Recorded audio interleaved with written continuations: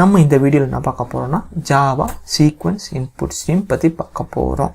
So Java sequence input stream use பண்ணிட்டு எப்படி வந்து மல்டிபிள் ஃபைல்ஸ் வந்து அட் எ டைம் ரீட் பண்ணலாம், அட் எ டைம் சொல்லுறது எப்படி வந்து சீக்வன்ஸில் ரீட் பண்ணலாம், ரீட் பண்ணிவிட்டு எப்படி நம்ம டேட்டா யூஸ் பண்ணலான்னு பார்க்க போகிறோம். ஸோ இது சீக்வன்ஸ் இன்புட் ஸ்ட்ரீம் என்ன பண்ணணும்னா, மல்டிபிள் ஃபைல்ஸ் இருந்துச்சுன்னா மல்டிபிள் ஃபைல்ஸில் வந்து நீங்கள் வந்து சீக்வன்ஸில் ரீட் பண்ணணும்னு நினச்சிங்கன்னா சீக்வன்ஸ் இன்புட் ஸ்ட்ரீம் யூஸ் பண்ணிக்கலாம். ஸோ சீக்வன்ஸ் இன்புட் யூஸ் பண்ணிட்டு மல்டிபிள்ஸ் ஆகும்.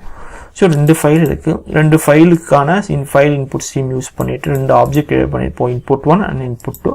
So sequence input stream object create பண்ணோன்னா அந்த ஆப்ஜெக்ட்டுக்கு கன்ஸ்ட்ரக்டர்ஸில் 2 ஃபைல்ஸோட பேராமீட்டர்ஸை சென்ட் பண்ணோம். ஸோ 2 ஃபைல் இன்புட் ஸ்ட்ரீமோட ஆப்ஜெக்ட்ஸை பேராமீட்டராக சென்ட் பண்ணோம், input 1 and input 2.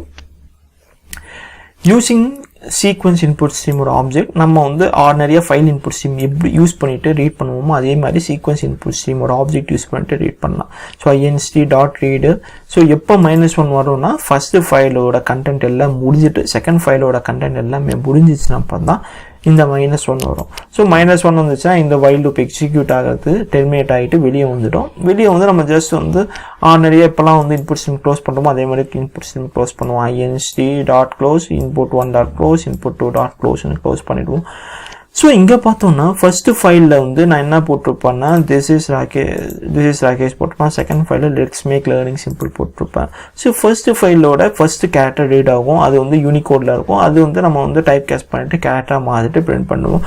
அதே மாதிரி ஒவ்வொரு கேரக்டர் ரீடை வந்து யூனிகோட் டு டைப் கேஸ்ட் பண்ணி பிரிண்ட் ஆகிட்டே இருக்கும்.